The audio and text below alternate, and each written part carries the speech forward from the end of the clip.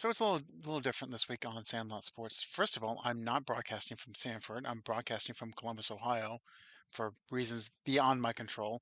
But we continue our NFL coverage with the NFC South. We start our college football coverage with the ACC and the Big 12 because we have to figure out who's going to win those conferences, even though they probably don't matter. And then we start talking about the Olympics with regards to basketball and gymnastics. And then towards the end of the episode, we actually changed it up a little bit. We had some special guests from Speed Athletics, Coach Tevin and Coach Jerryl. Great conversation. Please make sure you listen and please support them as well. Welcome to the More Sports Podcast in Sanford, Florida. This is Adam Capison for Sandlot Sports. I'm here with Dorian Cody Yes, sir. What's up? and BJ Thomas. Simone Biles might be the best athlete in any sport at this minute. Yes, and has been that way for at least the past 4 years. So as you guys can see, I am not in my normal digs. I am literally in a basement here in Columbus, Ohio, reporting on location. So, Coach Sharon Moore, if you need help with Ohio State when they call the "Don't tackle Donovan Edwards" call, let me know. But I figured we would keep our college football preview going. Figured instead of going with the Conference of Champions, which was the Big Ten last year, we go to the conference that their undefeated champion couldn't even make the playoffs, and that's the ACC. So let's go ahead and get started.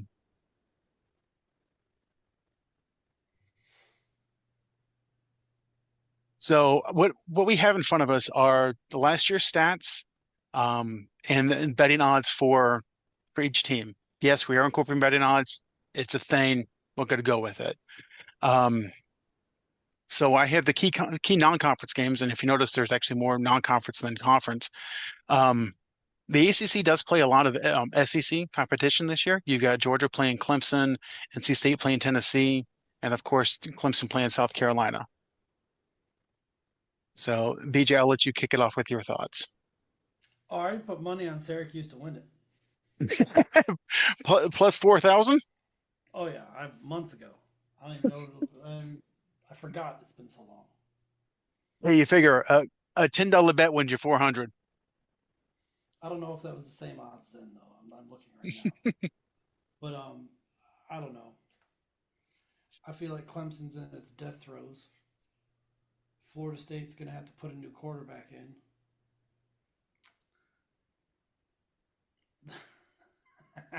The Hurricanes winning 10 games. Sure. Sure. I mean, Louisville's got as good a chance as anybody this year. Yeah.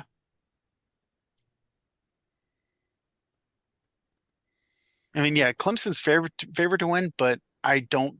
I mean, the only reason why is because someone has to by default.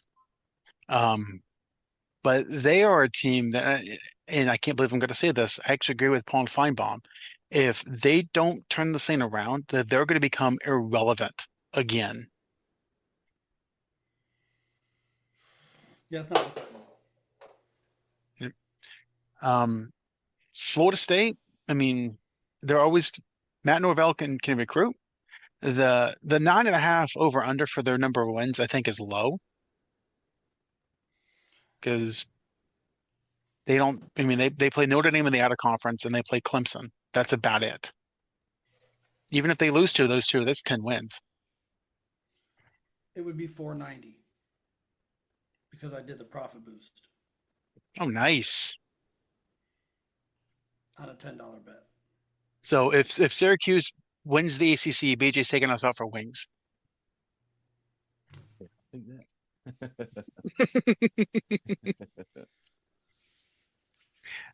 Dorian, what are your thoughts?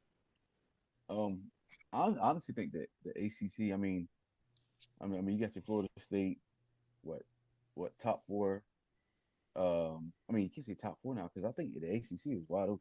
I mean, Florida State and Clemson is neck and neck. And then second tier, between Miami, Louisville, uh, SMU. I'm curious to see how they're going to do in the ACC. Um, Stanford. Um, I don't know. I think it's wide open. I actually was reading that Virginia Tech got a solid quarterback. They say he's they said he a potential game changer for what I read. I can't think of the kid's name, but I think the ACC is wide open. I mean, if I was a betting man, I would pull Clemson to win the ACC. But honestly, it's wide open. It can go either way. I don't see any. There's no like scary teams in the ACC at all. Okay, well, let's do that. So the ACC's kind of done what everyone else has done is their conference title game is no longer divisions, it's just top two. Um, and I'm going to be 100% honest with you. When you said SMU, I was like, what? And then I realized, yep, that's actually why we're doing this preview because I need to know what teams are in what conference. Because the Atlantic Coast Conference has Stanford from Palo Alto, California. And I know our school systems are bad, but I didn't think that California was on the Atlantic coast. I think they should just change. Money overrides geography. Yeah, That is 100% true. yeah. They should just change it instead of the ACC. It should call like Power One, Power Two. You know Conference what I'm saying? USA. Yeah, Conference USA, exactly. It's actually Conference USA or something, man. Because it's crazy. Like for instance, like for example, you got the Big Ten, but the Big Ten has how many teams? No, I think 19, 18. 18. Yes, 18 teams. The Pac-12 has two teams, right? So and they're about to lose that too for the feet. So it's just Well, whatever. I think the Pac-12 merged with the Mountain West in some hodgepodge shit.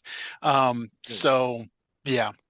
oh, that's the So before the Oregon color. State and Washington State got to keep the name of the pack.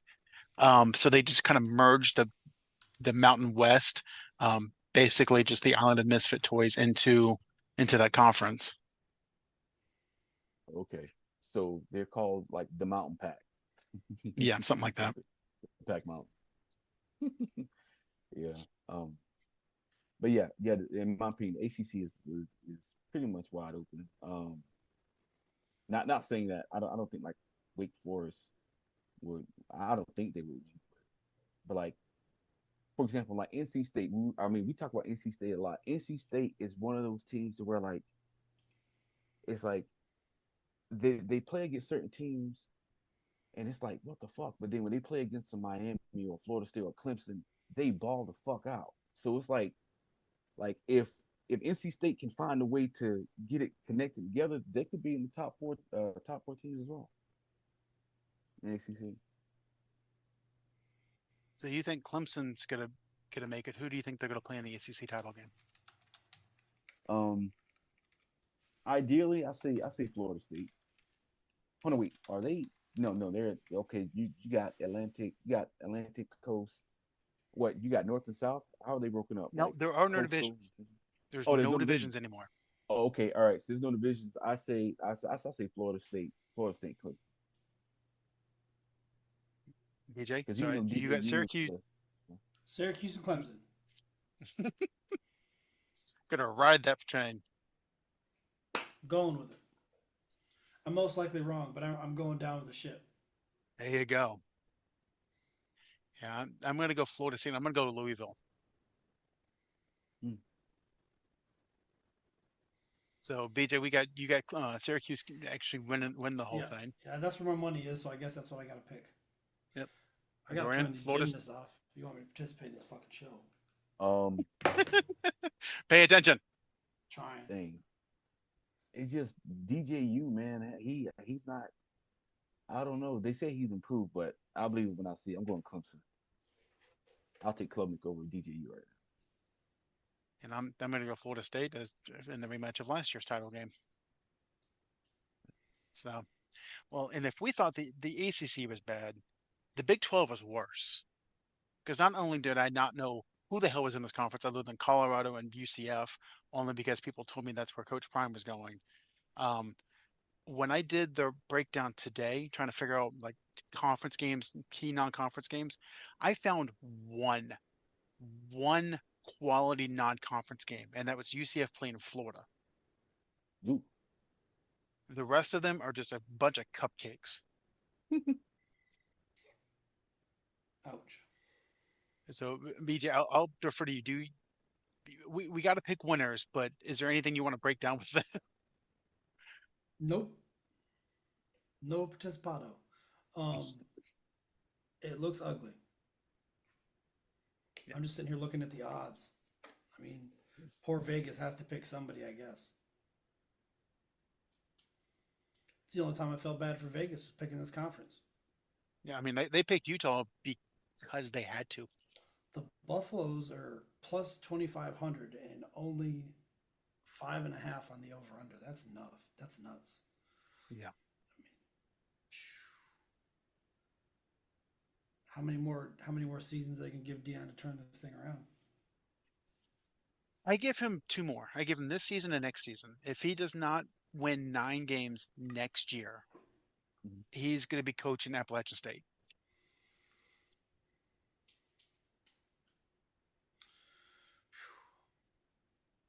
I guess I'm just gonna because I don't understand this conference. You know what? I'm gonna say Utah and Oklahoma State. That's where I'm going.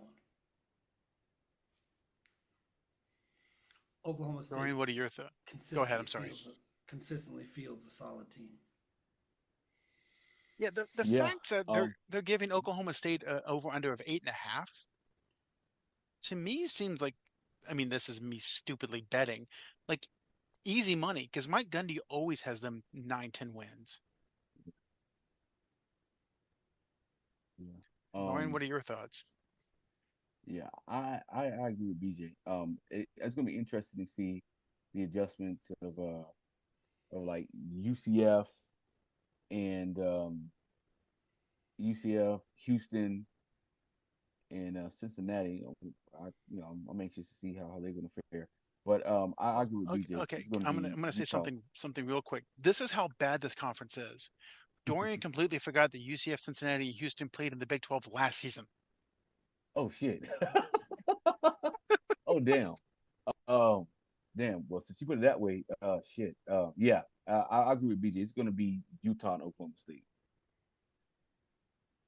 Because is Cam Rising still the quarterback? Is he returning I for think Utah? he finally retired. I mean, graduated.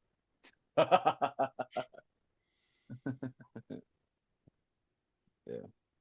So I'm going Utah as well, and because BJ went with it with his money back with the Syracuse pick, I'm gonna go with my money in the UCF pick. Not Cam Rising betting still money. listed as Utah quarterback. Oh, he's still there. He's Is a listed. do we just call him Vane Wilder from here on out? Call him fucking Bo Nix. Cam Wilder. Yeah. So BJ, between Utah and Oklahoma State, do you think Utah's going to pull that out to win the conference? I'm going with Oklahoma State.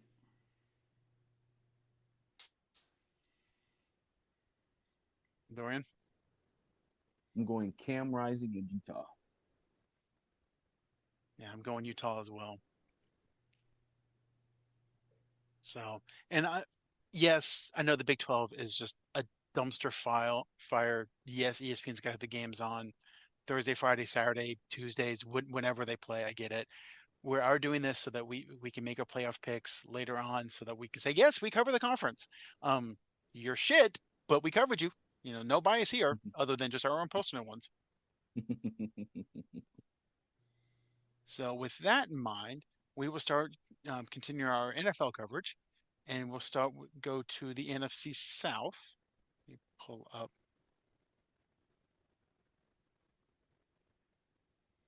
Okay. So we will start our NFC South coverage with the Atlanta Falcons. Mm-hmm. Uh, Well, BJ, you want to kick us off? I just want to know. Well, they brought in a quarterback that doesn't use his tight end, so how's that going to help Kyle Pitts? That's what I want I to know. don't know. I don't think it will. Um,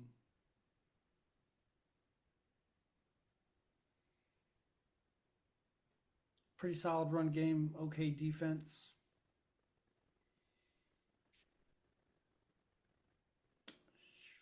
Conference that's kind of up for grabs, or a division that's kind of up for grabs. I think they could get I think they'll go over the 10. I think they'll go 10 wins. And I 10 think they wins. cover that. Yeah. Okay, Dorian. Um, do you have there? Where's the? Yeah, that's what I need. The 2024 schedule. Yeah. Um, Being on location, I don't have as much room, so I'm trying to move things around. no, it's cool. No. No, I appreciate it. Um, their first 5 games. Uh, um, Atlanta gets Pittsburgh.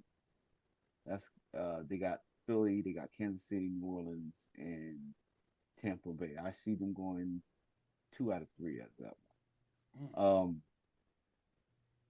I say 9. I say 9 wins. I believe that in order for Kyle Pitts to get the ball, they might have to put him in a slot or something, so Kirk Cousins know that he's on the field, right? Um, but I'm hoping that in this offseason that they you know built some type of chemistry to where he can get involved in the offense because if Kirk Cousins doesn't get Kyle Pitts involved in the offense, I'm pretty sure he's gonna be asking for a trade. Um, but yeah, I see Atlanta getting 9. Yeah, and while in a vacuum, I liked getting Cousins over Ritter because, well, it's anything over Ritter. I mean, it's a baked potato over Ritter. Cool. That move make perfect sense. I said at the time, and I'll probably be proven wrong because, I most often are, that the pick of Michael Penix Jr. in the first round and not like an offensive weapon or, offensive lineman, that was a kind of a wasted pick, especially because of the hands. Cousins is right-handed, Penix is left-hander, so you got that back and forth. Cousins his injury history. This team did win 7 games last year with Desmond Ridder at quarterback. I mean, they were terrible at quarterback and won 7 games. Is Kurt more than 2 or 3 games better than Ridder? Probably, but they're also, as Dorian said, the schedule is brutal. Pittsburgh, Philly, Kansas City, New Orleans, Tampa Bay. Yeah, they're going to start 2 and 3 at the best. That's their ceiling. Yeah. Um, and then Seattle, Dallas, the Chargers, Minnesota. They've got some wins. I'm going to go 8, just because I don't see them drastically improving. Again, when the team gets off to a slow start, they kind of start to falter.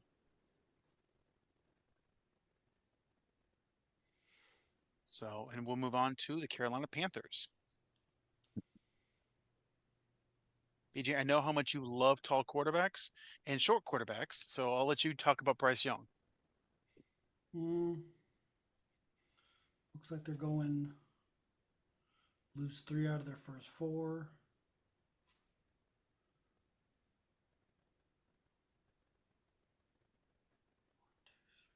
Lose another 3 out of their next 4. That puts them at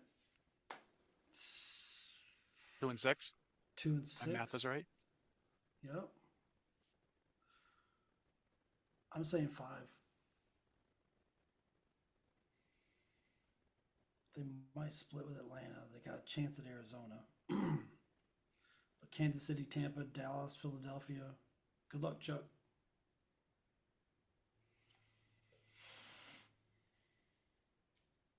Dorian. Um,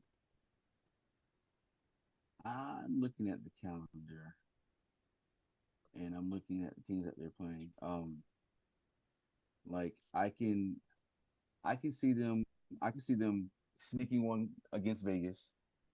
I can see them splitting one with Atlanta. Um, I don't see them beating Chicago to Chicago. So, but I can see them. I can see them beating the Giants, getting sneaky beating Giants. That's 3, and then that's it. So I'm gonna go. I'm gonna go 3 wins this year. Damn. 3 wins. By looking at this schedule this year, because it's like again, Bryce Young, man, like, like I'm just thinking, okay, oh, okay, you got New Orleans. Wait. Okay, I'm looking at yeah. Let me look at 20, 24. Okay, so this year's schedule, right? So you got You got New Orleans, who has a pretty solid front four. You got Los Angeles. I'm pretty sure Harbaugh's going to have their defense rocking. Las Vegas, they may be able to sneak one out of there. Um, Cincinnati, they improved. Chicago, I don't, I think Chicago can beat them. Um, Atlanta, I don't, I think they'll split Atlanta at home, so they may win the first one at home, and then Atlanta split back with them. Washington, that's a toss up, but I think, um, yeah, that's a toss up. I just don't see, I just don't see them winning any more than 3 games this year because all Yeah, the I other mean, teams that if you see that they're going to play, especially at the end of the season, that gauntlet, you got Dallas, Philadelphia, you got Tampa Bay, you have Kansas City. Like those last couple games, they may end up they may sneak one past Arizona, but then again, Arizona's going to have Marvin Harrison Jr. and they're going to have Kyler Murray.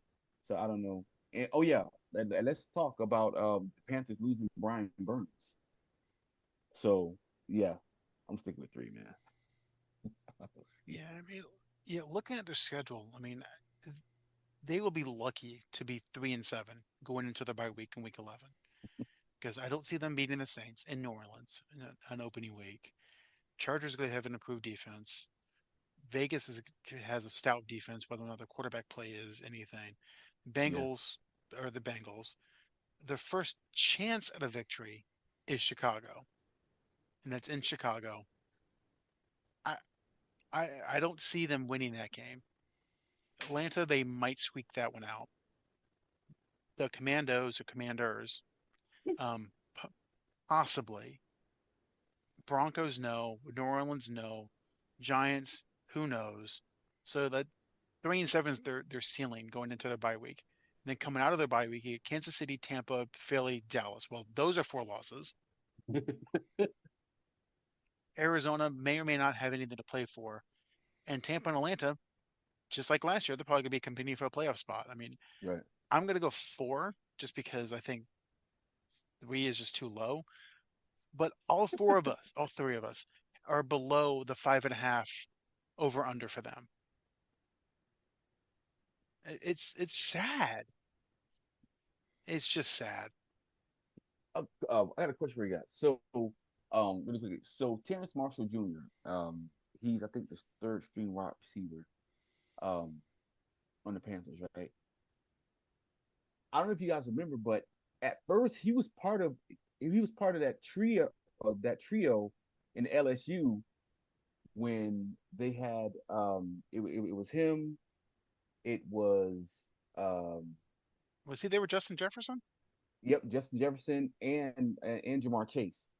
They were a trio, but then he that final season he just got lost and he hasn't recovered. It's like he's shown like some sparks for damn, like you know what I'm saying, like he really can ball, but then it's like he'll like disappear and like what happened to Terrence Marshall Jr. So hopefully, man, he can like have some type of emergence to being a at least a pretty decent wide receiver. But it's like he'll like I remember one in particular game last I think he had like 5 catches or something, like 78 yards and a touchdown. So it's like, okay, all right, he's going to. And then it's like ghost. Is that a mental thing? Because I know with receiver, you basically have to act like you can win every single down. And if you're going against defensive backs that are your equal and you don't have that mentality, I mean, oftentimes you just don't win. We're breaking a cardinal rule of this podcast. We're covering this team for more minutes than its combined wins will attribute. So we have 3, 5, and 4. That is 11 minutes. So this conversation is over. It just is like, fuck off, we're leaving. Yeah. Fuck this team. They suck. They're going to suck for another year at least. They better draft a quarterback next year. So, well, they, they drafted one last year and #1 pick. I'm How'd well that turn out aware for of him? this. That's why I said they need to draft another quarterback. So we'll move on to a team that is somewhat relevant, the New Orleans Saints. They should draft a quarterback too. Yes. Quarterbacks for everybody. So BJ, actually, you know what? I'll start this one off with Dorian. Dorian, how is Alvin Kamara going to do this year? Yeah, I'm still salty about Alvin Kamara. He won that championship. But anyway, Has he I been don't know. sentenced for So, anything recently? huh? Has he been sentenced for anything recently? Um, Not that I know of. I Okay. Well, hope not. Um, so here's the thing. So he's still a viable option, of course. The thing about it is, it's like those knick-knack injuries, right? Jamal Williams showed some flash, but um, if Alvin Kamara can stay healthy, I think New Orleans would be formidable. I could definitely see them. Um, so looking at their schedule, um, so let's say the first 5 games that they have, I can see them going. What they'll beat Carolina, more like they'll beat Atlanta. Um, 2-3 first 5 games. Um, Denver could be a toss up. They could beat Denver. Um, now here's an interesting team on their schedule. Los Angeles. What it depends on what Matt Stafford we get this season. So that could be a pivotal game too, especially going into December. So looking at New Orleans, I can see them getting I say I say 8 wins. I say 8 wins. Dorian go in the over. Yeah, I say eight. BJ, they do not have an easy schedule. Bucks twice, Rams, Green Bay, Dallas, Cleveland's defense, Mm-hmm. Chargers, Chiefs. Whew. I'm gonna say 7.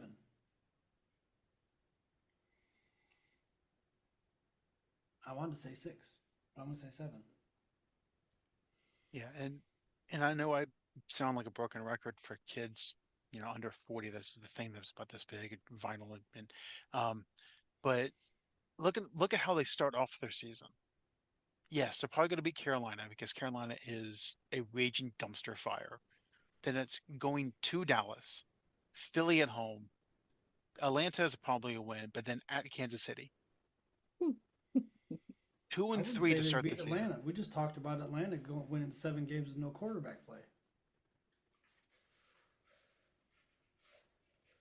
Okay, well, I'm sorry, that one's in Atlanta. I think they split with Atlanta. They think they lose the first one and then win the second one because and the first Yeah, one's in that's Atlanta. So possible.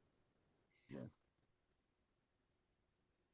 Yeah. And then Tampa, maybe, depending on Baker. Denver, maybe. Um, and then you start looking for wins because I mean, if they're 2-5 after week 7, you're talking they got to get 5 wins in their next 7 games or 10 games with the Rams, with Green Bay, with another good game against Cleveland, another game against Tampa. That's going to be tough. I'm going to go 7 just because I don't know how this team gets to 8 wins. I really don't. So we'll move on to the team that won the division last year, the Baker Mayfield-led Tampa Bay Buccaneers. BJ? Interesting case. It's an interesting case. Another team with not such an easy schedule. I'm seeing the Ravens, Eagles, Detroit, the Chiefs, San the Francisco. 49ers. Holy crap, Cowboys. And then they got to deal with the Saints, who could split with them. Oh, man, They that's do a not have a lead. golly. Oof. Yeah, that I'm schedule going. is I'm gone. going just under what Vegas has. We're going to go 7. This might be one of the ugliest divisions in football. Yeah, Dorian? Ooh. All right. So I'm looking at okay. I believe that, they'll, they'll beat Washington. Um, I believe that they'll sweep one against Denver. They'll split between Atlanta. So that's 4 wins right there. And they'll split with they'll split with Atlanta. They'll split with the Saints. Um, I believe they'll beat New York. That's 5. I believe they'll split with Carolina. So that's 6. I believe they'll beat Vegas. That's 7. Yeah, I'm gonna go with 7. I'm gonna go with It's not 7. looking good. I'm gonna go with 7. No. It is not looking good for this team. Yeah, I'm And gonna go and with again, I 7. mean, this is a team that won the division last year. Now they won the division at 9-8 because again somebody had to. Baker has played better than we thought Baker was going to play, but they didn't really improve, and their schedule got harder. Mhm. Exactly. I mean, and to you guys' point is, I don't know where the wins are for this Yeah. team just to make it to 500. That's 9 wins. Okay, Washington, Denver, Atlanta once, New Orleans once. That's 4. New York, Carolina. That's 6. Carolina again. That's 7. I mean, yeah, I don't know. Maybe they beat the Raiders, make it 8, maybe. But I'm gonna go 7 as well. And guys, we covered an entire division, and one of us had one team. Oh, I'm sorry, 2 of us had one team over 500. One of us had them having 10 wins. Yeah, I don't like this Like division. this, They're in this trouble. is a terrible division. Yeah. And Terrible they're going to be division. playing. They're playing a solid schedule this year. Yeah, and not just themselves. Yeah. So I mean, we shall see. But that's just nasty. That's a nasty schedule, nasty division. Yeah. Um, we're gonna pick the games because that's what we do. But my God, that's just sad. So, but things that are not sad is BJ. I think it was you that posted in the group chat that I don't know when or how or who decided this, but having Snoop Dogg being the official ambassador to U.S. sports for the Olympics was the greatest move of all time. It's pretty nice. I like it. He's more Ye- entertaining ye- than some of the announcers. Yeah, I mean he had the torch. Now, granted, it looked like a giant blunt, so it was right up his alley. That would be a Um, joint. Thank you. Joints are white, blunts are brown. Get it right. thank you. You're welcome. I'll keep you. I'll keep you informed. I appreciate it. But he's been doing announcing. He has been like at the games cheering on the team. It's been great. It's been fun. He's loving it. So, and I know we don't normally cover like quote unquote Olympic sports here because frankly we don't follow them as well. But I know BJ has been clued into the gymnastics. Those girls are amazing. I've been Yeah. specifically watching the American team. I haven't watched too many of the others, but they're so powerful for such tiny little people. Yeah. They have a lot of explosion, which explains them thighs. I mean, you can crack walnuts with those thighs. Yeah, watermelons. They just pop watermelons constantly. You just hand them to them. That's probably what they do for working out. Just crush watermelons. Jeez. But yeah, I mean, the power. What really got me is I watched the qualifying performance of Simone Biles on the beam. How sturdy she looked on that damn beam when she's doing front flips and back flips, and she would just when she'd hit, she'd just be frozen. There's no wobbling, nothing.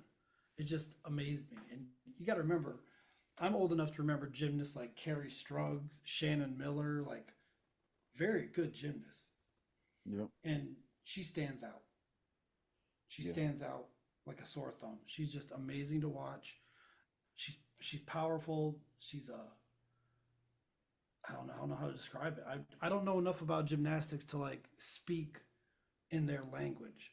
She's just powerful. That's something you can see. You can see the power in her in the explosion. But yeah, watching her literally vault off the vault and push off that thing. and I think she did like a 720 or 960 like in the air. It was insane. Yeah. Yeah. I mean, so I was watching the men's like gymnastics and how they won bronze, right? And it's like they were you would think that they won gold, how they were like rejoicing so happy. And then the commentators pretty much like usually like it's been like what the past two I think Olympics, like the It's their United first States medal in men haven't. 16 years. Yeah, 16 years, right? Yeah, right. They haven't even placed, and it's like they finally got a medal, and like just to see the exhilaration on their faces, like damn, like we got like we're the third best in the world behind. I think it was Japan got gold medal, and then I believe China. I think China end up getting the silver medal? I I'd have think. to check, but I think so. Yeah, but anyway, but it's like it was just a proud moment. I was like, wow, like I was actually happy for him because usually, whether it's qualifiers or what, it's either Japan or China, Japan or China, and then the number one gymnast in the world, he's from China, and like like all eyes was on him and how he was able to just like effortlessly like do somersaults and things of that nature. It was just now that I'm older, I think there's appreciation to watch gymnasts now for me. At first, when I was younger, I was like, I wasn't really interested. But now that I'm older, like you have to be strong, you have to be mentally tough, and on top of that too, like you have to be able. Timing is everything. Yeah. Is like really cool to see. I don't And I think understand how they rotate like that in spot landings. Yeah, I yeah, don't. I really don't yeah, understand it. I just like I've done backflips and twists into a pool, and that's one thing because the landing doesn't matter. You know what I mean? You hit the fucking water. yeah, But like when the floor is involved, it's a completely different monster. yeah. Dorian, you hit on something that I think is key. Is like when we were growing up, when we were teenagers, the Olympics were a thing. It's BJ touched on it. Sharon Miller, Carrie Strug, watching her do what she did. Was it broken ankle or was it an Achilles that she? I don't know. She had a real problem with that ankle though. I think it was a Yeah. severe sprain if I remember correctly.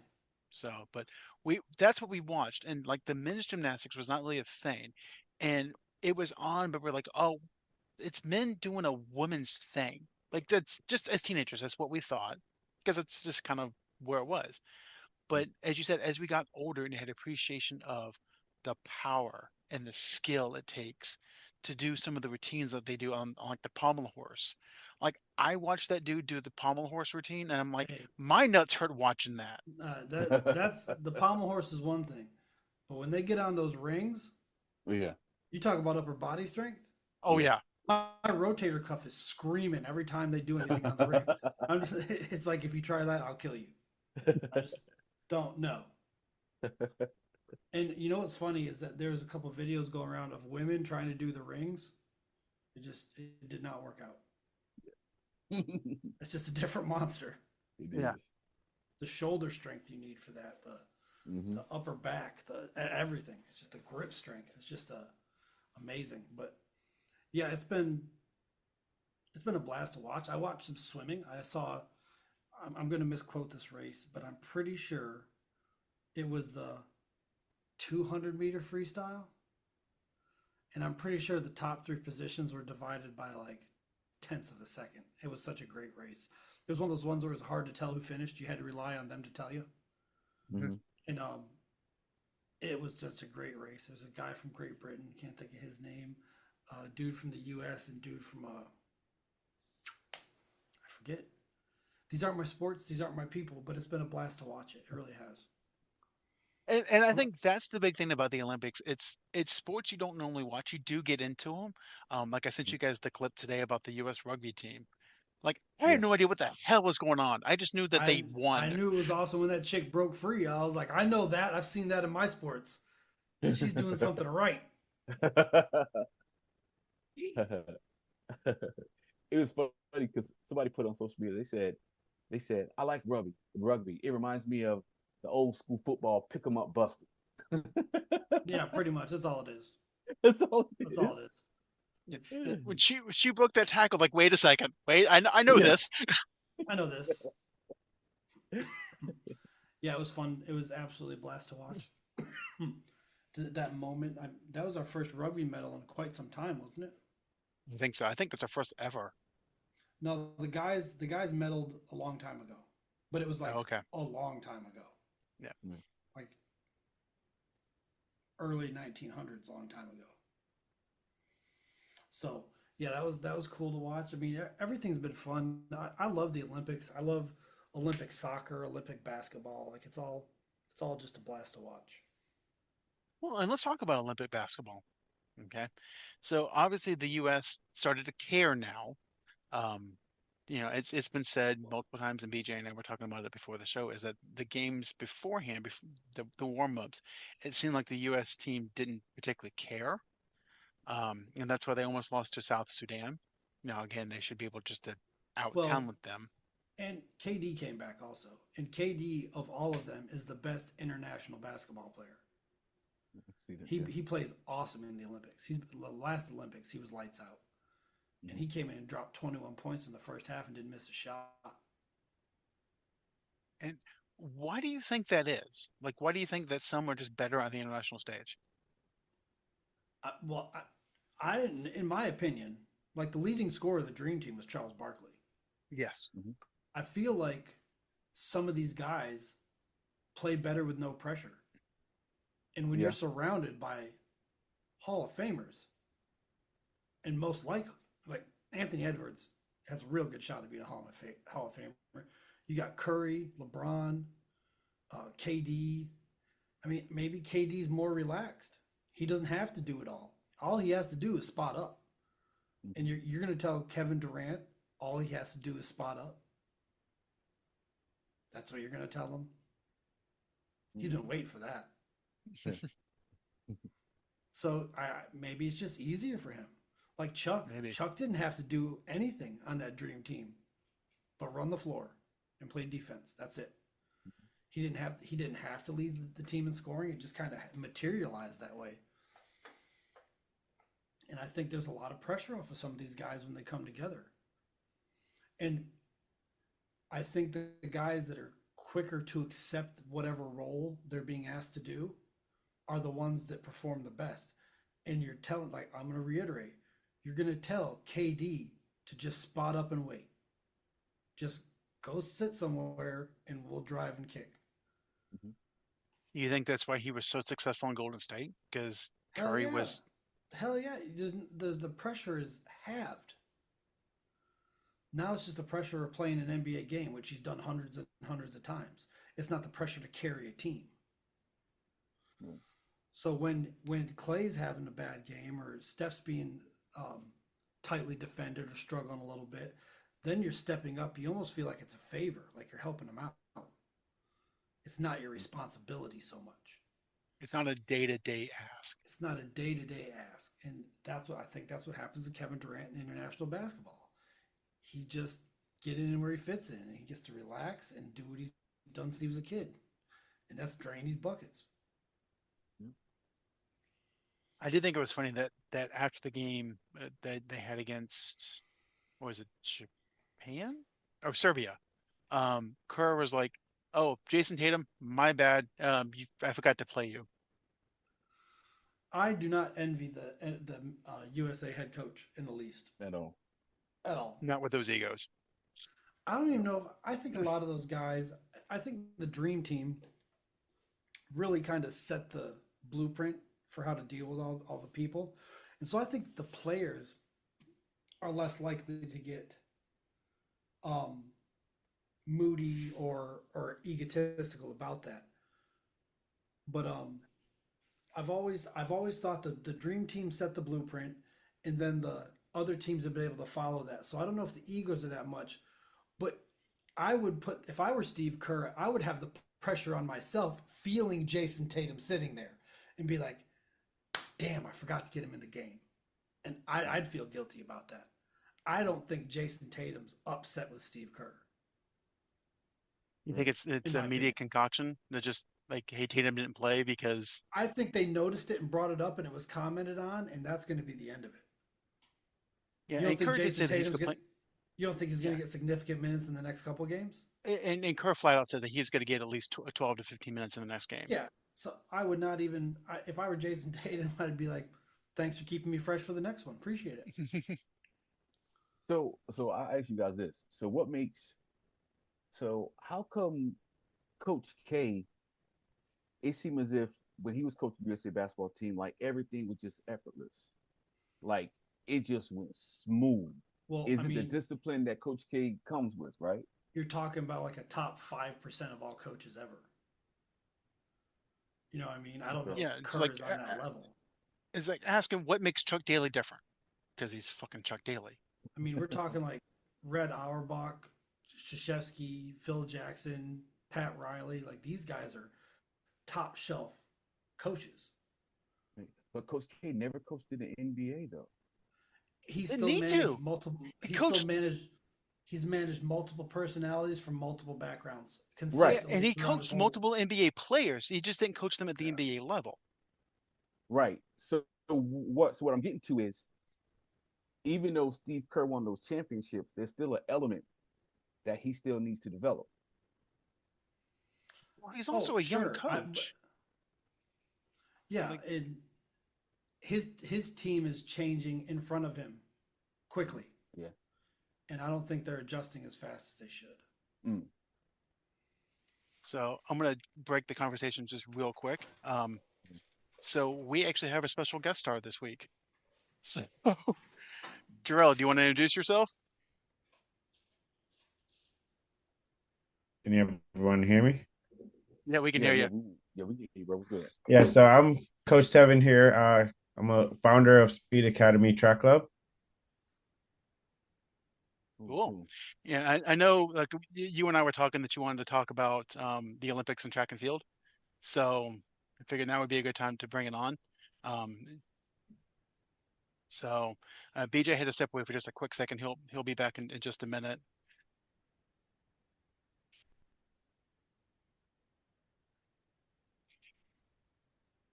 So do you want to tell us a little bit about yourself? Hey, can you guys hear me? Yep. Yeah. Hey, how you guys doing? It was going on. Man, not too much. So a little bit about my background. Collegiate athlete, played football in college. Played at a small school up in Chicago. So I did that. Was all conference defensive back. 3 years actually. My sophomore through my senior year.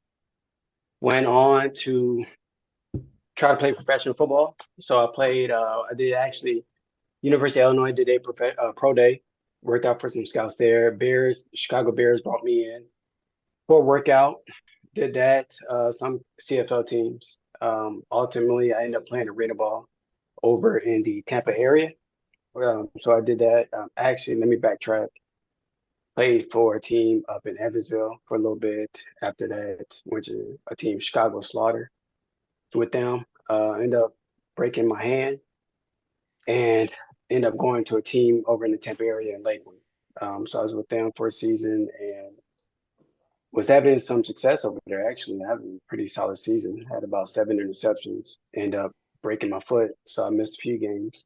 But I came back, finished up the season, had a pretty solid season. And then not too long after that, ended up hanging it up. Had some things I had to do in terms of moving forward with my life, in terms of finishing school, starting a family, and that sort of thing. So did that. What else I say about that, man? I worked in the health field for a while, man. Ended up starting a business. So I have a CPR business, a rate of CPR. So I've been just trying to focus on that, build my brand with that, and kind of see where I can go with that. You know. Sounds good. You played arena football? I did. How did you feel about those receivers being able to run at you off the line like that? Hey man, that's a little bit intense because you have so you have a smaller field, and then the receivers get a jump start, so they're coming at you with a head of steam, and you kind of just gotta really compensate for that. So you got to get in your back pedal and try to not allow them to break your cushion, before they break off into their route. So it was a learning experience, a lot different from outdoor football for sure. I bet the DB is the toughest position in football anyways, because you guys are at a disadvantage as soon as the game starts. So It is, man. so It then to is, and see these guys running directly at you, I'm like, man, come on, like. yeah, yeah. And so, my football career, I played cornerback for the most part, but when I played arena ball, I ended up playing safety. So I was a DS, defensive specialist. So it's more, I would equate that to more like free safety. So I was over top, and that allowed me to see the field better and all that, and I actually enjoyed it. So, kind of get a little bit of both worlds coming down, making tackles as well as coverage. So, I would say arena is where I developed my love to actually start hitting people rather than getting interceptions. Question for you, brother. So tell the listeners out there how how special it has to be able to convert from being a corner to a safety. Because you have some young football players saying, "Oh, it's easy. Oh, I can just convert from being a DB to a safety." Can you explain how that process works? Yeah, yeah. I mean, I think with corner, obviously you got to have that footwork. You utilize your quickness, be able to react and whatnot. Safety, same concept, but not as much, because you're not on an island, versus being on a corner. But with safety, you have to have that dynamic of being able to come down and make a hit, make a tackle and whatnot, and be on the field. Corner is coming from the outside, safety's coming from up top, so it's a little bit different. But you see the game, the perspective of the game is a little bit different. Um, I just like the angle of that game, so it's a little bit your range. You get to exhibit your range a little bit as well. Would it be fair to So. say that it's easier physically but tougher mentally because you're having to see more of the field? Whereas like a corner, you're focusing more on a third, right? Yeah, well, yeah, for the most part, depending on your coverage, right, you focus on that focus on that third, that fourth, the quarter or whatnot. But I would say that if you're a DB, you're a DB, true DB and whatnot, and it's really just about lining up over top, guarding that person in front of you, and winning your matchup. Whether it's a zone scheme or man to man, you still gotta take care of your business and do your job. Yeah, and you also have to deal with tight ends more frequently than a corner would also. That's true. So, That's so you're true. so you're at a physical mismatch more often than a corner is, I Yeah, would that's say. true, man. But I think, regardless of the fact, especially depending on your size, if you're a corner, you have bigger corners, you have smaller corners and whatnot. So when you're making tackles and whatnot, it's going to be taxing on your body regardless. But Yeah. you have to play defense. I think you have to have that mindset of, you're not really wired the same as those on Oh no, offense. So you're a no, little bit crazy, right? never had that mindset. I could never convince myself to put my head in front of a 200-pound human being. I I Yeah. tried. I tried in seventh grade and I tried in 11th grade, and both tries it didn't work. Yeah. What the funny thing about that, man, like the more you play the game, it's all about leverage and whatnot. So when you have a big guy coming towards you, hey, I'm not a big guy, so I'm not gonna go hit up with you like that. I'm more gonna hit you in your thighs and whatnot, and you know, take you out that way. So I will say this, man. One thing that I talked about, with my buddy and I, when somebody catching the ball, it's really attacking them first. Don't give them the opportunity to set up, line you Square up, and square up and head towards you. right, Right. Yeah, yeah. right. So I'd rather be trying to attack you and cover that ground before you can get a chance to react. I think that's key right there. I can understand that. Yeah.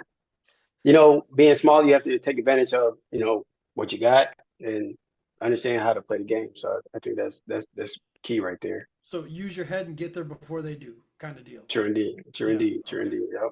Makes sense. Yep. Yeah.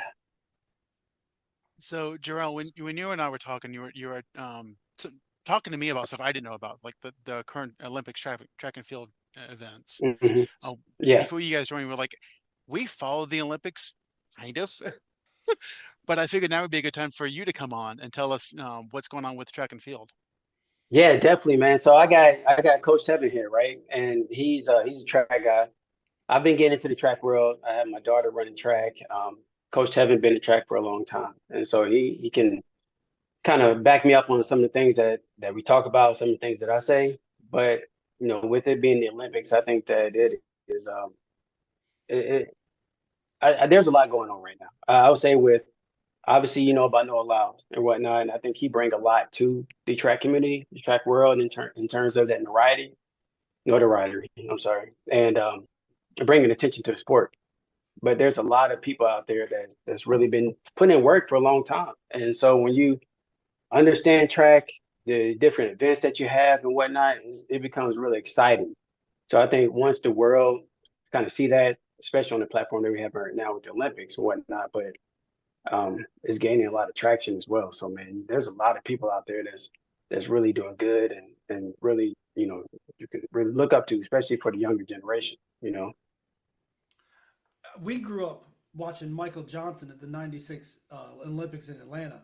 In Atlanta, yeah. Coach Tevin, you can probably speak to this. How did he run like a duck and run that fast? Because he doesn't have like a traditional straight up forward running style. Like he had like a little waddle to him when he was running. I didn't. You look at these guys now and they're more rigid. They're more like. Am I right? Like there's more of like a straight line thing where Michael Johnson was kind of like just waddling down the track there. Yeah, I definitely agree. I think one of the biggest things is just that natural talent. Yeah. For a lot of athletes that aren't born with the natural talent, they have to really hone in on everything else to kind of develop and be able to perform at that level. But, sometimes I told my athletes, you can't look at that specific person and say you're going to follow their style. Right. That works for them. And, you got to stick to what you do in practice. But yeah, I would say with Michael, he had a unique running style that I wouldn't recommend to copy, but it worked for him, and that's we'll just leave it at that. I know nothing about track, but I was 15 years old looking at the guy like that's not right. Like Yeah. I've watched enough races to know that that's unorthodox. That's unique to him, and I don't think I've ever seen anything like it since. Yeah. Yeah, but the Well, key was go ahead. go ahead. Yeah, the funny thing is, there's actually another new athlete that's coming up in the 400. He's a 16-year-old athlete that placed sixth at the the U.S. trials this year. And I would venture to say his running mechanics isn't ideal for, someone that's 16 years old and running at that level. But if you take a look at his running mechanics, he has that forward lean. He comes through the straightaway with his arms kind of flailing a little bit. But I mean, he's a kid running 44.2 seconds in the 400 meters, and Wow. he's a 16-year-old athlete. That's nuts. So the things he's doing at the high school level is pretty outrageous. As a Wow. coach, if you see a kid that's got that natural speed, and that's something you can't coach is speed. If you see a kid Mhm. that's got that speed, but their technique is unorthodox, is different, do you just try to coach them with their technique, or do you try to bring them back into the more orthodox style with the risk that you're going to lose some speed? Like, where's the line? Where's the line where you say I'm not touching this kid? Sure. I think it depends on the time of year. So if it's early off season, preseason, then we would kind of take the chance at working at their running mechanics. But if we're already in season, then it would be too much to try to shift their running mechanics in season. So how I look at it is fall off season when they're not competing, we'll take the chance at breaking it all the way down to the basics and redevelop those running mechanics. But if we're in track season and we have meets scheduled within the next couple weeks, then I won't touch their mechanics and we'll leave it there. That makes a lot of sense. I can see how you'd have much more success catching them early, and it doesn't make any sense at all to touch them near a competition. Um, Now, here's something that maybe both of you guys can speak on. Uh, why is it so? Is it hard for track guys to transition to football because they get smacked? Or well, no, but I've seen some really fast guys in high school that were not fast with pads on for whatever reason. And then there's some guys who probably wouldn't do so good on the track team, and you put pads on them, and they look like a jackrabbit out there. It's nuts. Like, I wonder if that's all mental, or is it something that can be taught or learned? You know what, man? I think there's a couple things that go into that, right? Because you have people that's athletes, that's athletic, and they want to play football, but there's a few layers that go into that, right? You got the physical aspect of it, hitting or getting hit. And so then when you put that component into there, that changes the game. Yeah, especially nowadays. I know that component. That's what sent me to basketball. Exactly. So there's a thing. Hey, there's a thing that right, the Oklahoma drill made a lot of people go to basketball, That's what right? sent me to basketball. That's what, Yeah. Yeah. So, you have that, and especially, where we at right now, you have a lot of 7-on-7, and there's a lot of hype around 7-on-7. Um, More of an offensive drill. You have receivers out there looking pretty and whatnot, which, you have people that maybe excel in 7-on-7, but once they get the pads on, it's a totally different player. It's different when you're going across the middle and you got to worry about getting hit, right? Or you even really get jammed up the line like that. So I would say that in terms of track, I seen something the other day.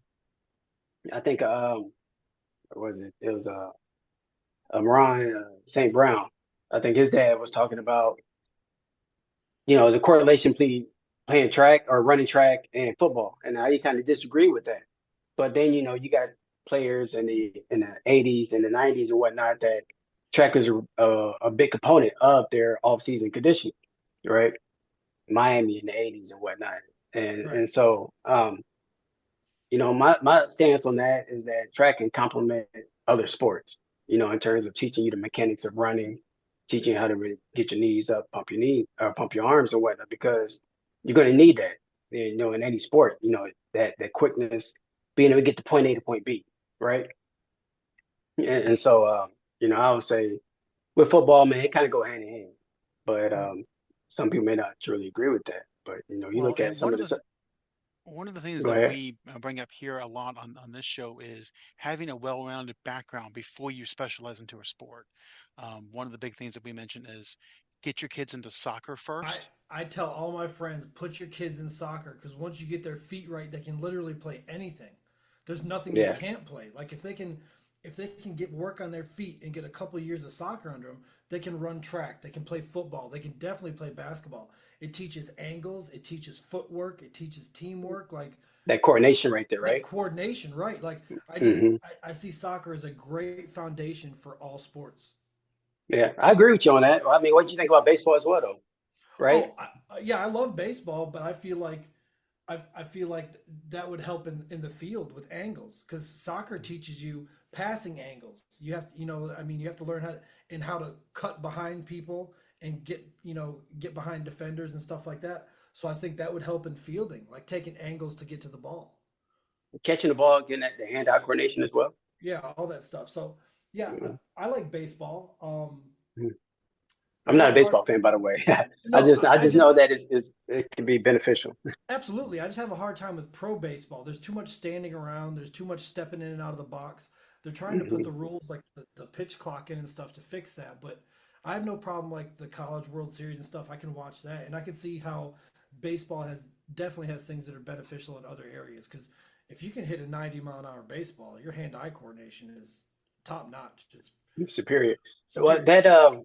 that clock in baseball, has that been improving the sport in your opinion? I heard about it, but I don't know much about it. Right? From what I've seen, a couple games that I've watched, it's only knocked a half an hour off a game, maybe. Mhm. Yeah. And we're talking about Which a 3 hour, 3.5 hour, 2.5 to 3.5 hour game. Okay. so now Baseball's kind. there is the concern that the pitch clock is causing more pitchers to have injuries. And my thought of that is because the pitchers just haven't adjusted as much as the batters have. Because they're throwing more pitches in a shorter time span. But it's made the game watchable. Because as VJ was saying, sometimes at bats would last 10, 12 minutes because the batter would go, he'd come out of the box, pitcher would then, take a breath. And it was such a slog. When they put the pitch clock in, it sped the game up a bit and it's made it more enjoyable to watch. I've watched a few games this season and it's like, okay, I could watch this in the future. Mhm. Hmm. Tevin, do you coach athletes from other sports? Yeah, so I specialize in track, but I do performance-based training for other athletes. I don't get into the specifics of skill training for the specific sport, but I work with basketball, soccer, football athletes as well. Who would you um do you watch a significant amount of sports? Like do you watch football? Do you watch basketball and things like that? Yes, I do. Who would you say the fastest basketball player is right now? Oh, good question. We hit you with the good Um, questions. Yeah. Can I chime in on that for a second? I Yeah, would sure. say, I'll take votes. We'll take votes for sure. if I would have to say somebody, I would say Derrick Rose before his injuries Oh, well, was ooh, yeah, was that that guy. guy. He was that guy. That guy. Yeah. I mean, he's like 5 steps to the lane from the Yeah, from he the was other end that of the guy. court. He was nuts. Yeah. And you know what? I'm from Illinois, so being from Illinois and understanding, him going to Simeon and all that, like, and playing for the hometown team and all that, man. So it was, room for him, and seeing him get injured and whatnot. I think he could have been. He was something special with Chicago, and I think Oh, he was a Hall of Famer. yeah, He was a Hall of where Famer. where he was going, uh, it was going really high. I'll say that. I would say That Russ. that was just my vote. I don't know what everybody else. My No, it's vote's all for good. Russ. My vote Russell Wilson? Russell Westbrook. From Yeah. Westbrook. Yeah, Russell Westbrook. when Russell Westbrook was in his bag in Oklahoma, man, Uh-huh. man, That was a dangerous man at that point. that's a ding. It was, but it's 6'4" from coast to coast like that. Yeah. I say Rose was Westbrook before that though. Oh, for sure, for sure. You know what I'm saying? And then, so after Derrick Rose got hurt, then Westbrook, that's when he started doing his thing. And I was like, man, that's what Rose would have been if he didn't get hurt. Have you guys been paying attention to that baseball player Dela Cruz for the Reds? I don't know much about him, man, but like I said, I'm not. If you get some time later, look up some Facebook videos. That dude's Uh-huh. fast. From a standstill at first base to stealing second base. I mean, he rarely gets caught. He's just fast. And that's what I appreciate about base stealing. That's from a dead stop. Yeah. You might have a little lean or something, but that's like stop, full speed, 2 steps, and we're out of here. And what's his name? Something Dela Cruz. I can't think of his first name, but he plays for the Reds. And that cat from a dead stop to full speed, I swear it's 2 steps out of there. It's all about the acceleration. Yeah, it's all about that acceleration, and he's a blast to watch. But that's why I started watching sports, is for the raw athleticism. That's what caught my eye. Is like, man, that guy can jump. Man, that guy's fast. Damn, he's strong. And so I wind up picking out these things, and like Russell really stands out in my mind. In the NFL, it's Tyreek Hill. I mean, there's guys that are fast. Ellie Dela Cruz. That's right, Adam. That's it. Ellie Dela Cruz. Russ stands out in the NBA. Tyreek is amazing because he has that track speed, but he's a football player. So he's like the dream combination. Like, what if Ronaldo Nehemiah had learned how to run routes? And what if Bulla Bob Hayes? I mean, he's a Hall of Famer. So, but I mean, we're talking about world. What if Johnny Lynn Jones had hands to actually catch the damn ball? Yeah, I know, but and then you have Tyreek, who's that combination of a guy that runs. Doesn't he run like a 10-600? I think it's even faster. It's a pretty good 100 time for a guy that's not running track every day. But you think about that, then you got to add DK Metcalf into there as well. He's that man, he's a fast guy, and he's a big guy too. That man is a certified freak show. Yeah, I mean, he's every bit of 6'3", 240 pounds, and he runs what, a 4.3 or something. Mm-hmm. But in his 100, I think he might have ran some either 10-3 or either 10-3 or 10-2. He was either 10-2 or 10-3. And he's a wall of muscle. He's literally a wall of muscle. He's one of the biggest wide receivers in the game right now. And a couple of years ago, when that ball was picked off and he chased that guy down 90 yards and tackled him on like the 5-yard line. He hawked him. That was one of the most athletic displays I've seen in quite some time. Because he was flat-footed. Yeah. He was flat-footed when that guy was already running. And then he just gassed him. It was great to see. I love it. I love displays of athleticism. It was good to see, not even just from an athletic standpoint, but just from a hustle standpoint as well. Because not giving up on the plays. That mentality is being lost in sports. The go hard all the time, and and I think that's why, I don't know how old you guys are. I'm 43, but this is why my generation holds on to Michael Jordan so hard. It's because there was no quit in him, and we were raised on that. And Kobe, there's no quit in Kobe. He's trying. He'll be down 10 with 2 minutes left, trying to kill you. Yeah. doing I think that's everything. what sports is about, though, right? Just that competitiveness and, Yeah, trying to, go against the odds and beat that. What's fun is just what fun would be if you just win it all the time, right? You want to challenge And yourself. yeah, I would say but absolutely. to BJ's point, I think that's something that gets lost, especially in the American culture, is when you play, you keep score, but it doesn't really matter if you win or lose because you might have another game in a couple hours playing AAU. Whereas, mm, the game right now is the most important thing ever. DK is 10-3-7 in the 100 Yeah. damn, at that's 200, crazy. 200 and some odd pounds. Yeah, yeah. So that's But pretty yeah, serious. yeah. And But we've hey, to talked. your point, right? When we talk Yeah, about AAU sports, basketball, I would say basketball in particular, because you have so many tournaments, so many games over the summer that kids are not getting those reps in terms of practice time. And I coach basketball, and I always say, like, all right, man, so if you playing X amount of games over the summer and you shooting the ball 4 or 5, 10 times a game, that doesn't equate to being in the gym shooting 10 shots from each spot, X amount of spots on the court. You're not getting those extra reps. You're actually not getting better, in my opinion. So it's really doing them a disservice, We've been in my talking about it. sense, We've been talking about it for a couple weeks actually. We're losing that sport to the world because the for world sure. the world practices. Yeah. And AAU, I can't remember who the quote's from, but it's somebody else's quote. This is not my quote. AAU plays 6 games a week and practices once. In Europe, they practice 6 days and play 1 game a week. Hmm. So they're playing team ball, they're moving the ball, they're passing, they're fundamentally sound. And then they come in here and you see Jokic and you see Luca and it's just it's worlds apart from what our younger generation is coming up with because all It these is. guys are running up and down the court dunking, throwing lobs, maybe a couple passes of possession, and that's it. And the shot's up, and they're Well, running back the other way. shit, not even that. I mean, they coming out of court shooting threes, jacking it up, Yeah, and Steph Curry, as great of a player as he is, like he changed the dynamic of the game. and we've talked Yeah. about that too. I love Steph Curry. He is fun to watch, but he's fun because he's the only Steph Curry. Yeah. Yeah, yeah. These kids can't do this. And I'm not trying to knock them. If you want to be a shooter, be Ray Allen. Take shots in rhythm, in position, in the offense.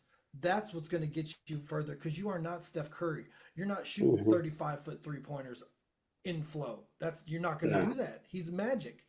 He's his own person. He's a generational player, and unfortunately, these kids aren't being taught that. They're And even not even being taught that, they're not even putting work ethic in to do that. no, If you no, if you want to be like Steph Curry, then you need to be in the gym shooting, putting up those shots. Yeah. And they're not doing that. You think you put up a few shots here and there, and that it's all luck that's you gonna hit fall for you you, hit and two that's for that's the five and you problem. got this. That's You the go problem. 2 of 5 in the gym and you got this. I can do this. No, you can't. Yeah. No, you can't. No. He yeah, shoots 500 shots a day. Like you yeah, aren't easily.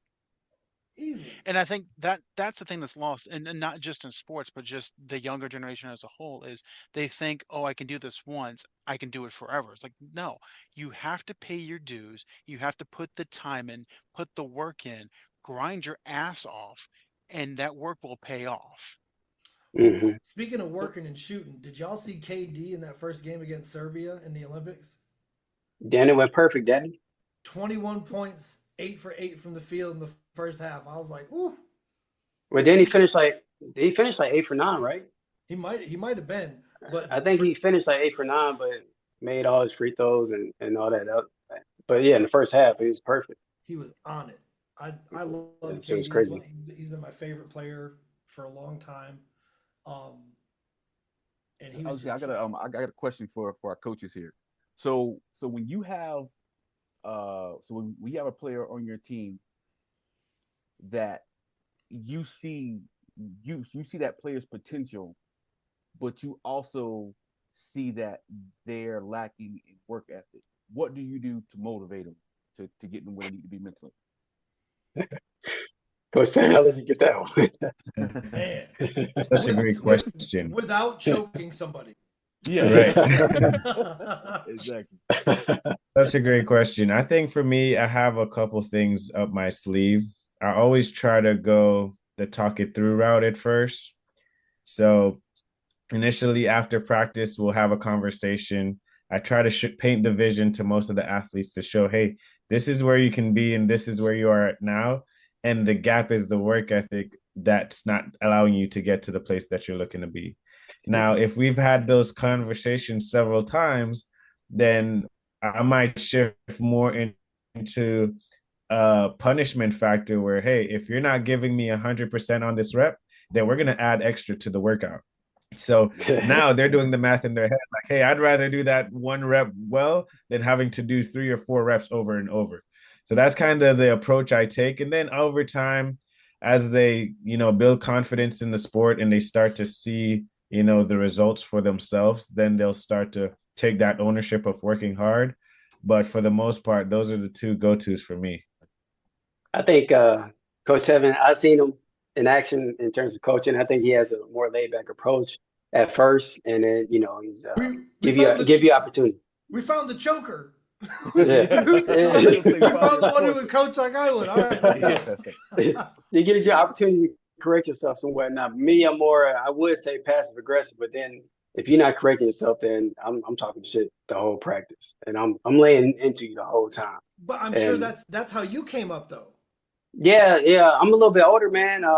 So I'm used to the old school approach and whatnot. So I take it there, and I be blunt. I'll be dead honest with you. And after practice, I tell you, put my arm around your shoulder and tell you speak more, kindly to you about it. But at that time, man, I believe in sports, man. Practice, you're trying to get better. Practice should be harder than what it is in the games and whatnot. Yeah, so absolutely, you really have to prepare, and it's not even just all physical; it's mental as well. So I want to be able to talk shit in the sense that it piss you off. I want to see how you're gonna react, how you're gonna respond. Well, The military is onto something. Sometimes you have to break somebody to show them what they can be. Yeah. You know what I mean? And Mhm. and that doesn't work with every personality type. But there's a lot of people out there that you need to break them down a little bit because they have a little too high vision of themselves. They're a little too comfortable in their position, and you got to crack them a little bit, and then show them like you're here, but we can get you here. You can do this. And BJ, you just hit on it. Like what Coach Tevin just said is, you start with the like, hey, yeah, we can do this together. Absolutely. That will work for some people. If that doesn't work for you, we're going to try something else. Yeah. And if that doesn't work for you, then we're going to try something else. Like, and if that doesn't work for you, Coach Tevin with the extra reps would have had me first day. I'd have been like, okay, I'm gonna do this one right now. Exactly. High knees. Right, and that's what we talk about as far as that hard element of coaching. You can tell on these AAU teams are missing. Like for example, I'm pretty sure coaching a player like Anthony Edwards, you got to be hard on him because he's a dog, right?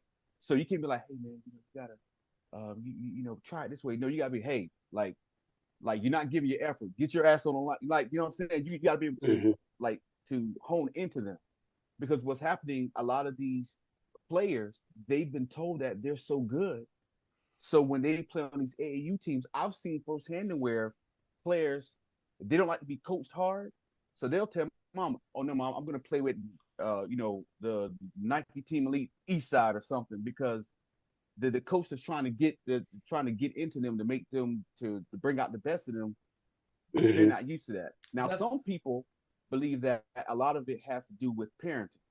That's what I think happened with Dwight Howard. If you're a player that don't like to be coached hard, maybe because the parents are not instilling those values for us. Like, hey, at life you got to work hard. This, that, and the third. So, what are your thoughts on that? I think that, Coach Tevin, I'm gonna let you get to that, but I would say from my perspective, right? You have some parents that think their kid can't do no wrong, and that their kid is the best thing since sliced bread, and you're like, yo, no, you're not. And the biggest frustration as a coach is when a parent bring a child to you and want you to turn their child into a star, turn their child into a great player. And, it's like, what are you doing outside of practice? What are you doing in the home setting that's preparing your child, right? Because you can't expect the coach to work miracles. To your point, or to you guys' point prior to that, it's more, it depends on your relationship with that player, on how your approach is going to be. You can be harder on some players than you can with others and whatnot. You know, you may have some players that are sensitive and whatnot. So you have to understand that as a coach.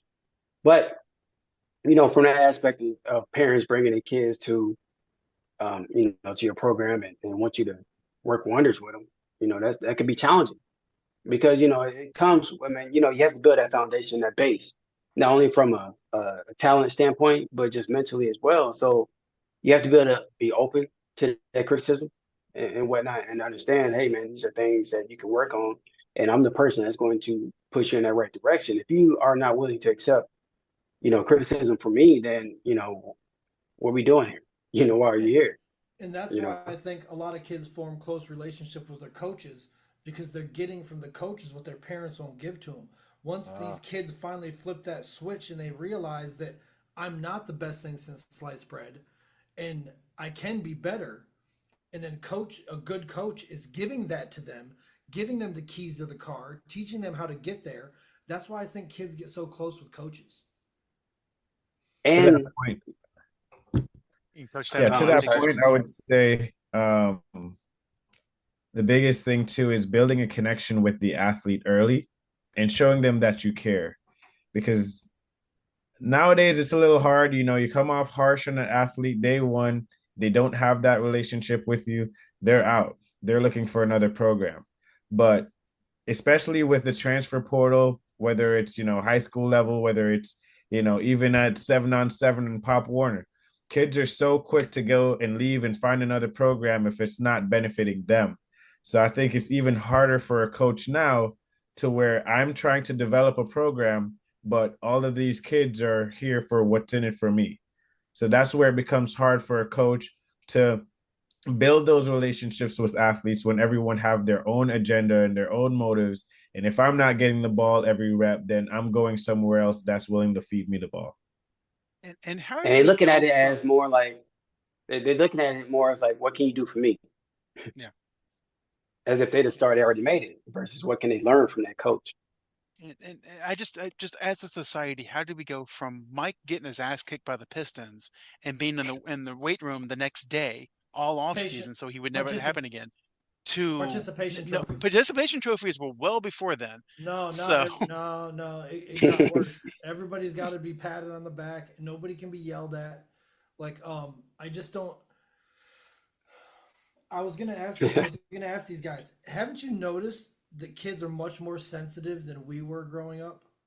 Absolutely. Very sensitive. Like to be honest, it's all good. my coaches in seventh grade were motherfucking me. Yeah. They were calling me. They were calling us motherfuckers on the football field. Yeah. And if you do that now, you'll be in court. Like Mhm. I don't understand. And you know what's crazy is I never took it personal. I never cried about it. I was like, damn, I must have messed up. Like, you know what I mean? Yeah. Like, I just and now like today, I just don't understand where the sensitivity comes from and how you think this is going to make you a better adult. I don't. Yeah. The world doesn't cater to you. The world isn't easy. Typically, more often than not, the world's kind of tough, and you got to Yeah. deal with Very shit. tough. You got to deal with shit on a daily basis. So if your coach can motherfuck you all week, and then something bad happens Friday, it's probably not as bad as what coach did What Monday you through. dealt with in practice. Yeah, Yeah. exactly. Yeah. So Yeah. like, I think that's why we're more like mentally stable adults than the generations coming up is because I don't know. The I would still shake hands with the coach that was cussing at me all week. He never phased me like that. Like I just didn't. I don't know. And I don't. Nah, man. I think those coaches, you know, are the coaches that stand out to you. So, you know, when you're a child and you have those coaches cussing you out, when you get to adult, everything they say start to make sense. You Yeah, know, so absolutely. I have a couple coaches that I think about to this day. You know, Coach Gray, Coach Mack. Those are two coaches. Coach Barona. Those are three coaches that the same stuff that they talked about in middle school and high school, I apply it to my life today. I even talk to my kids about the same stuff that they say, and so it's like, you know, I mean, yeah, of course, it's a different time, but when they choose you out, man, you accept it, and you know, you listen to what they say, you took it to heart. You know, so It made me want to do a little better. And now, like I said, exactly. we talked. We have a brief understanding of how my football career came and went, all within about 18 months. But uh, But like it still made me want to do better. I still wanted to try to play for him. I didn't quit in the middle of the season or anything. Like I tried, and I just don't see if I don't feel like that's the case now. And I feel like your job is harder than your coach's job was when you were kids. Yeah, sure indeed. When so, what are you guys' thoughts about like talent in the state in terms of whether it's football, whether it's basketball, whether it's In track? Florida, Yeah, oh, in comparison to other states, it's the tits. Florida's where it's at. think it's If better. you can recruit your football program from Orlando South, you're getting trophies. You think it's better in Texas? 1A and 1B. 1A, I it's very hard, but I'm biased. So I've been in Florida since 1989, and I learned quickly I'm not fast. So I've seen the talent, and we talk about this all the time. In our high school, there were guys that could have gone D3 or D2, and our coaches were just terrible people. They didn't Mhm. push the guys. They didn't give them any support. There was no support system for the guys. I mean, we have a kid right now. You might have heard of him if you pay attention to football enough. But Lamar Garrison is one of the top-rated football wide receivers in the country at 14 years old. He has offers from UNLV, UTEP, some Marshall at 14 years old. His doesn't he father, play for Lake Brantley? Leesburg, Okay. his father was in our class. And his father's one of the fastest humans I've ever seen with my own eyes.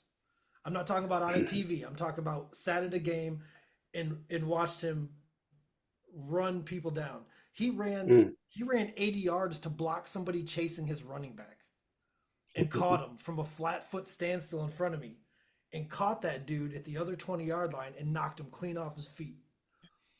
So, He could but throw a football, he could catch a football, and he ran a 4.4 or under 40. He couldn't have played Division two. There was no support system at Leesburg High School, and that's why I'm so hard on coaches. in answer to your Mm. question about Texas versus Florida, I think Texas has the better skill positions wide receiver, but I think the positions like Oh, quarterback, running back, defense, that's Florida. You're trying to fight? so are you saying Texas got better receivers, DB? What? I'm just saying, just so it's on That wax. that's my Yeah. opinion. Is We're recording this and other people are going to hear it, right? I'll tell you what. If you want a 330-pound guy that runs a 4.8, 4.9, you come to Florida.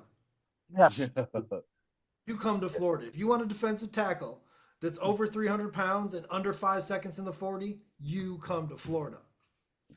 So like for example, I played basketball in high school, right? So in Florida, you got a lot of guys who, they're dual threats. They're like great in football, but they're like really good in basketball, right? So like in South Florida, in Miami, you got guys who were 16 years old, but they look like they've been working in a warehouse for like 10 years. So that's what you get in Florida. You get a lot of, like big kids that can pretty much do it all. In Texas, what I've seen more like leaner, like fast, like high school kids. Yes, yeah, they got some big ones too. But in Florida, I've seen my own eyes. Like for example, we had a guy at Leesburg High School. His name was Paul Nesbitt. Bro, When he was Paul 17 years old, he looked like he was 25. Paul He was Paul what, was one of those 6'3" and a guys that half? was 6 by 6. Yeah, Like 6 by 6, 6 foot tall, 6 foot wide. yeah. So Florida, I think Florida has, like BJ says, like bigger athletic guys, Mhm. and like the skill position players, like what AK was saying, like Texas has a lot of those like lean 6'3", 6'2" and a half receivers that can, like, you know slice through anything. So But then I could say, and Andre Johnson and Santana Moss. yeah, yeah. Man, it's a lot of receivers that came out of the state of Florida that you can. There's a long list of that you can go of. But I know that's a big debate. Really, the two states really is Texas and Florida. And you talk about football, not so much as basketball, but football and track. Right. Which state is better and whatnot. So it's always good to hear other perspectives on how they feel about that. So what's yeah. your It's state for basketball? which state can you practice more, like Oh, year round? with Sorry, I didn't mean to cut basketball, you I'm off. biased. No, you didn't, but not with me anyway. But with basketball, I'm biased, right? Because I'm from Illinois, so basketball is a little different than our approach to basketball is different than how it is down here. Um, you know, growing up, man, we ride our bikes across town. We play basketball at any park. We trying to find the game and whatnot. In wintertime, we find it basketball indoors and whatnot. There's a lot of talent up there as well, man. So like Yeah. where my hometown is at, it's central to Chicago, probably about an hour and a half south of Chicago, a little bit over an hour from Indianapolis, about 2 hours from St. Louis. And so growing up in high school, we played against a lot of people that played in the NBA and had successful careers. So we was able to see that talent and whatnot. Not so much in football, so Illinois is one of those basketball states. And so when we talk about basketball, I'm gonna say Illinois um, is probably one of those states that, you would put high on that list, I would say. Have you? eh, So you said you've played against guys that have played in the NBA. Yeah, I played in yeah. a rec league out here at the YMCA, and I don't know if you know the name Pat Burke. He played for the Phoenix Suns, the Orlando Magic. Like he played around the league, and he was kind of like a utility big man. I've never seen such a big human being in my life. I walked in that gym, I was like, "Holy crap!" So Yeah. I got drafted on his team, and I'm thinking he's going to be like our center, right? This hmm man's ball handling, shooting threes, fadeaways, driving to the basket, finger rolls, catching alley oops, and I was like, "Oh, you're way better than us at everything." Like there is no aspect of this game that I'm even close to you at. You're just Yeah. awesome at everything. And Yeah. he was like a fringe starter bench guy. Yeah. hmm So I mean that hmm just give you an idea. Now here's an off highly debated question: who's the better athletes, NBA players or NFL players? Oh man, I saw that in the news lately. Yeah, that's Um, been talked about a lot. yeah, yeah. So, you know, um, what's the receiver from the Raiders? That was in Green Bay. Devonte Adams. Yeah, he brought up a point recently. I've been checking out that show Receiver, right? And he was saying, with basketball, you have more people that's slender, that's that can play multiple positions, but you're not going to ask an lineman to transition over to basketball, right? It just don't work that way. But if you want to kind of, for that debate purposes, say skill position and keep it there, wide receivers and DBs and versus guards and forwards, um,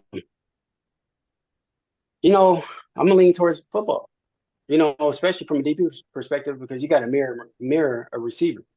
You In can't. basketball, you got to play defense, right? But it's a little bit different. Like the Mm. basketball court is about 94 feet. Football field is 100 yards, so it's a little bit different, man. You got more space. It's a little more challenging. I knew we couldn't ask a DB this question. Those Yeah, well, those you those, got you got a D, DB answer. those DBs are supremely confident to the point of almost delusional. So Yeah, I yeah. don't know, but I will tell you this: I saw a video of 6'3", 300 or what is he like 325 Vince Wilfork dunking a basketball, Oh yeah, yeah, and yeah, I was like, "All right, dude, you win." Like, yeah, but yeah.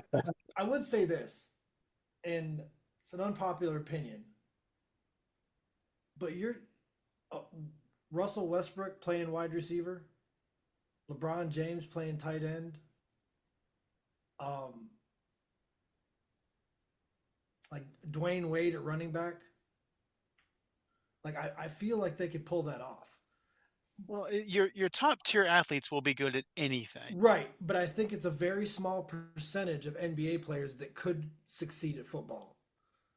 Then what's your argument for someone like Antonio Gates, who was fringe in college basketball and a Hall of Fame football player? Freak. That we talk about it all the time. You got to get rid of the unicorns. You can't the special people we can't factor into our equation because they'll mess the equation up. And Antonio Gates is a special athlete. Same thing with Oh man, same thing with Tony Gonzalez. He was a fringe player at Cal. He was an okay college basketball player. Same thing with Jimmy Graham. They get to the NFL and it's like, whoa, these guys are Pro Bowlers. Well, and that goes back to what we talked about. I know it's getting kind of late, but having that cross discipline, cross sports athletes, if you're able to play multiple sports, whether it's track and football, whether it's soccer and basketball, if be well rounded and you'll be successful in what you do later on in life. So it is getting late, but Tevin, Jerrell, I'm going to give you guys a chance to plug whatever you guys want to plug. while we're here. Tevin, you got it. Yeah, so for my AAU track and field program, we're starting up our season in October. So we do our conditioning in October, and then we'll be rolling into the season of next year. You can follow us at Speed Acad on Instagram, and check us out on Facebook. Awesome. Thank you. And yeah, and I kind of, also give a vote of confidence to Coach Tevin as well, because as I mentioned to you, um, my daughter runs track, and Coach Tevin is her coach. And this past season was her first year running track. He worked with her a lot on her mechanics and whatnot, and also just her building confidence and turned her and helped her become an All-American, two-time All-American at that. So 9 years old, running the 100, 200 meters, but top 10 in the country. So I give credit to Coach Tevin. Him and I had conversations prior to the season, and turned into a partnership in terms of, hey man, you bring the track technical side to it. I work with her in terms of the mental aspect, the work ethic, and let's put it together. And the athlete that we are developing is in a good trajectory, heading in a good direction. So I'll say that about Speed Academy and whatnot. But um, in terms of me and what I have going, for those who listening that work in the health field, even if you don't work in the health field, and CPR awareness, right? So we had Demar Hamlin that had that incident a couple years ago. We had LeBron James' son Bronny that had an incident. We had the guy from Kansas City, a few months ago, that he went into cardiac arrest and whatnot, where he had a seizure and he went into cardiac arrest. I think this was OTAs back in May or something like that. But to that point, man, just CPR awareness. So what I'm doing is Array of CPR. It's a company that we do CPR training, first aid training. I work with the school system, work in the health field, work with daycares. Um, Most recently, worked with Culver's restaurant and whatnot. So just really promoting that CPR awareness and just bringing light to that. So definitely. But Awesome. but before we go, we'd like to thank you guys for allowing us to be on the show as well, man. I definitely enjoyed having this conversation. Oh yeah, it was a blast. Thanks for coming on. We appreciate it. Yeah, you Yeah, guys are I welcome love on anytime. it. Definitely. So I'm, take you up on that as well. So I know with the Olympics coming up, we didn't really talk about it as much, man, but stay tuned to that, right? Because we got track coming up. What is it? Is it next Thursday? It's Yeah, No. Monday. It's the yeah, third. The third, right? yeah. I think Yeah. the 100-meter prelims might be Friday or Saturday, so that's a good thing to look out for. Yeah. Ready for some track. And Ready for some more basketball too. Oh yeah. yeah. So that's gonna be exciting, man, because you got a lot of people, um, not even just the big names, between the Americans and Jamaicans and whatnot, but there's some people outside of that I think that's could sneak in there. You got a guy from Great Britain, right? That's making noise. You got the guy who won gold medals in the last Olympics, which he having a tough time right now, but you can't, count him out. Marcel Jacobs, you can't count him out. Um, you got some young people coming up in the 200 as well, and on the women's side as well. So it's really exciting time for track, I believe. So Awesome. Well, this has been fun. Like I said, you guys are welcome on whenever you want. So just give me a shout and yeah, we'll do it again. So, but ladies and gentlemen, this has been Sandlot Sports. it sounds good.